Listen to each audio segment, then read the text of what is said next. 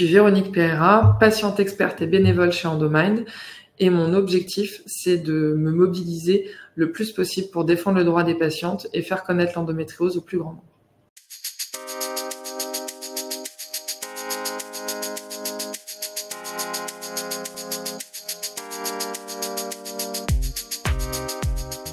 Donc je m'appelle Véronique Pereira, je travaille pour l'association Endomind en tant que bénévole. Où mes missions sont principalement de travailler sur les projets santé.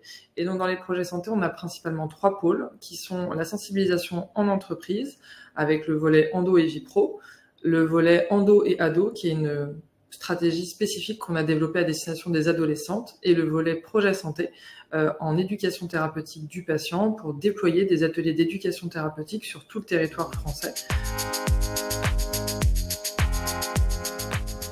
Et donc je fais tout ça au sein de l'association Endomind, qui est une association qui a été créée en 2014, donc on fête nos 10 ans cette année. Donc c'est une association qui a été créée au départ pour sensibiliser et faire connaître la maladie par 2 patientes. Et donc du coup le but du jeu était vraiment de se mobiliser, de faire parler de la maladie et de faire avancer aussi la recherche, parce qu'il n'y a pas de fonds publics dédiés à cette recherche-là, et c'est quand même le but du jeu quand il y a une pathologie chronique, c'est d'un jour d'y trouver un traitement. Et donc les 2 patientes à la base voulaient élever les consciences à ce sujet et mettre en œuvre des choses pour qu'un jour on puisse trouver un remède par rapport à cette maladie.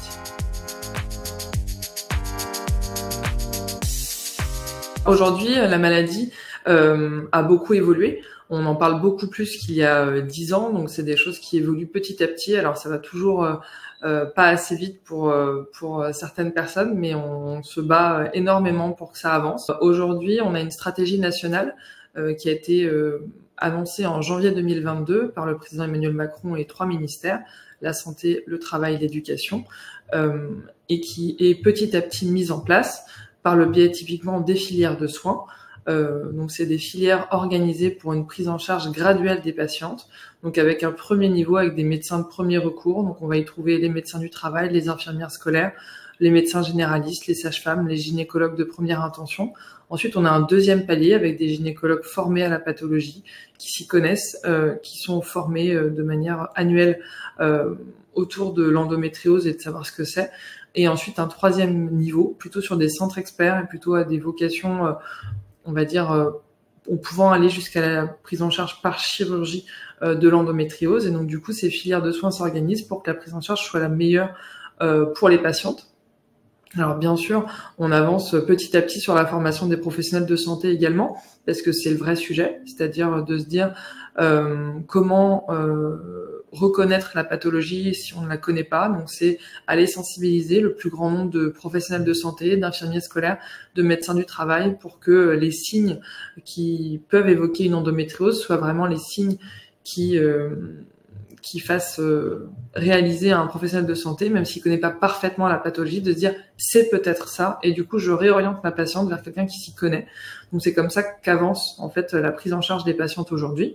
Et on a plusieurs traitements, donc d'un côté plutôt des traitements par rapport à la prise en charge de la maladie et de ses douleurs. Donc on va avoir un traitement de première intention qui, à date, selon les recommandations, reste la pilule pour stopper les règles, avec aussi des antalgiques pour gérer la douleur, pourquoi pas des anti-inflammatoires. Ça reste une maladie chronique et inflammatoire. Et une prise en charge aussi par électrostimulation avec le TENS, qui a des très bons résultats ces derniers temps, puisqu'il est prescrit assez régulièrement, donc on a des très bons retours. Et à côté, toute une prise en charge qualité de vie qui est tout aussi importante que ces traitements-là, avec de la mobilisation pour faciliter la mobilité des organes et éviter que tout se reste un petit peu accolé, ce qui est le problème de l'endométriose, donc avec de la kinésithérapie, de l'ostéo, toute une partie aussi gestion de l'émotionnel, parce que c'est une maladie qui rajoute énormément de stress et de charge mentale sur les patientes. Donc elle est travaillée autour de la gestion des émotions, avec de la sophrologie, de l'hypnose, des approches comme du yoga ou de la méditation, parfois pourquoi pas une prise en charge aussi psychologique pour aider à l'acceptation de la maladie et travailler aussi sur cette gestion des émotions qui peut être assez importante dans la pathologie, et pourquoi pas aussi de l'activité physique adaptée pour continuer de créer du mouvement et d'aider les patientes atteintes au quotidien.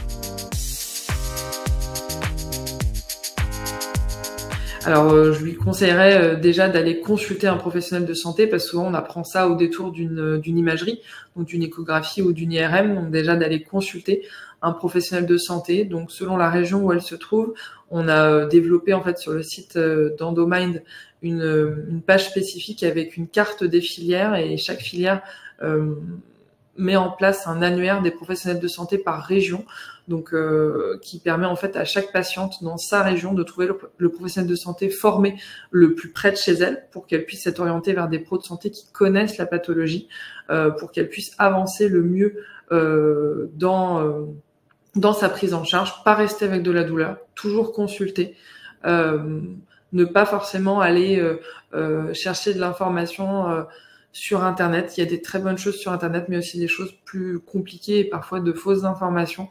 Donc, aller vers des associations de patientes s'il y a un besoin, aller vers des sites Internet vérifiés. Donc, on a récemment refait notre site Internet sur Endomind, donc n'hésitez pas à y aller et vraiment consulter des professionnels de santé qui connaissent la maladie, parce que c'est vraiment essentiel pour pouvoir être pris en charge correctement.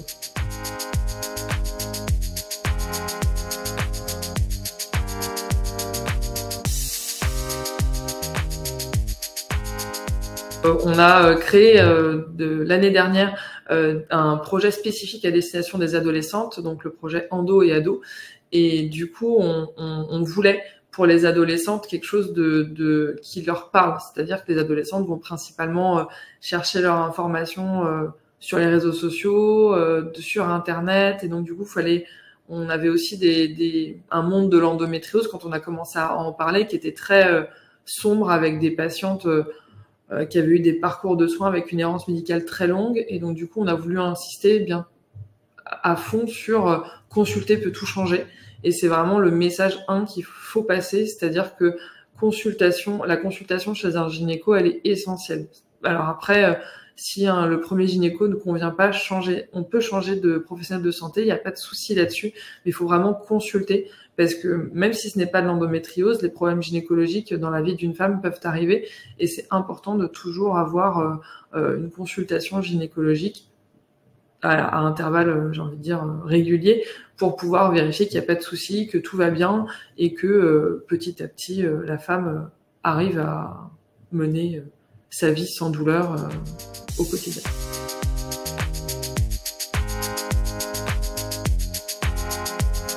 Pour la prise en charge des patientes, il y a vraiment une importance incroyable d'une prise en charge qui est globale. C'est-à-dire qu'avant, on regardait beaucoup l'aspect un symptôme, un traitement. Maintenant, on va vraiment regarder ce que j'appelle une qualité de vie de manière générale. Et donc, dedans, on va avoir un premier volet avec des traitements. Donc, dedans, il y a la pilule, qu'on la veuille ou non. Après, ça, c'est un choix de chacune. Il va y avoir des anti-inflammatoires, il va y avoir des antalgiques par palier, selon le niveau de douleur que la patiente peut ressentir. Le TENS, qui a vraiment des résultats qui sont assez incroyables. On a des patients qui arrivent à tenir 24 heures avec une séance de TENS versus avant des antalgiques plutôt de palier 2 sur des doses plutôt fortes, donc qui réagissent très bien au TENS. Et à côté, on a tout un aspect qualité de vie qui est hyper important, avec en 1 le mouvement. C'est-à-dire que effectivement, c'est difficile de se mobiliser pour aller marcher ou aller faire du sport quand on est douloureuse, mais c'est vraiment important de créer du mouvement. C'est une maladie qui colle des organes entre eux, qui crée des adhérences entre des organes, et donc du coup, ça favorise pas une mobilité parfaite. Donc, faut aller, si besoin, voir un kiné, voir un ostéo qui va recréer cette mobilité au tout début pour pouvoir mobiliser les organes petit à petit. On va avoir aussi l'activité physique adaptée, et pourquoi pas se faire aider d'un coach, parce qu'il y a des coachs qui sont spécialisés dans l'APA, donc dans l'activité physique adaptée, et qui peuvent aider à la reprise de l'activité physique. Et ça, c'est vraiment essentiel pour les patientes, parce que petit à petit, ça peut vraiment les aider au soulagement, parce que ça va générer d'autres hormones, des endorphines, qui va aussi entraîner quelque chose d'hyper positif dans le corps et dans le quotidien de la patiente. Tout un aspect aussi émotionnel, parce que c'est une pathologie qui rajoute de la charge mentale, des émotions, un processus d'acceptation, d'être malade, d'être considéré comme malade chronique. Il y a des femmes qui vont jusqu'à la RQTH, donc la reconnaissance qualité travailleur handicapé. Donc mine de rien, se sentir handicapé et malade chronique, ça peut aussi engendrer des difficultés sur un volet émotionnel. Donc pas hésiter à aller se faire accompagner avec un psychologue, avec pourquoi pas des sophrologues, des hypnothérapeutes qui peuvent aider à travailler cette gestion de l'émotionnel, en parler à son entourage. Donc une communication ouverte aussi qui est essentielle, parce que mine de rien, c'est aussi les proches qui vont soutenir quand il y a une crise, quand on peut pas bouger, quand on peut pas se faire à manger, quand il y a des difficultés du quotidien, avoir des rôles d'aidants, avoir des soutiens dans son entourage qui peuvent apporter un petit peu d'aide de temps en temps.